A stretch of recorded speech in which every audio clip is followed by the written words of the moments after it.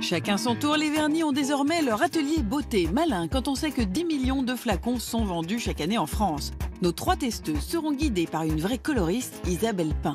Le concept, faire des mélanges avec une base de solvant, des couleurs et des paillettes. C'est une base solvantaire, mais qui est biosourcée.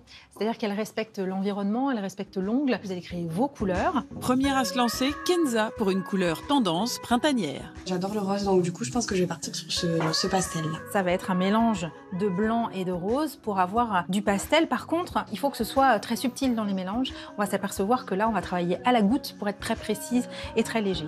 7 gouttes de rose précisément dans 4 pipettes de blanc. Premier essai qui pousse à trouver une astuce. On veut quelque chose de plus doux, de plus pastel. La petite astuce, c'est qu'on va aller mettre un petit peu de jaune à l'intérieur. Voilà. Ah ouais, c'est incroyable. Pour Lola, ce sera une couleur qui claque. Moi, j'ai envie d'un truc qui pète un peu, donc le coquelicot, il me tente bien.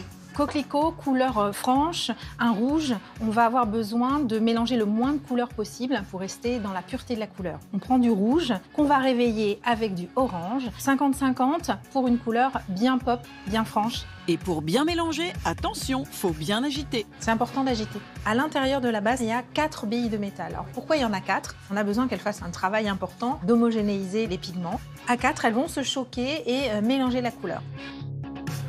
Ouais, j'aime bien. Parfait. Bérangère, elle, a une idée bien précise. Moi, j'ai plus envie de tenter l'effet paillettes, en fait. On va utiliser de l'or et de l'argent. On ne choisit pas si on veut que ce soit froid ou chaud. On va mettre un peu des deux. Et puis, on va le faire exploser dans du noir.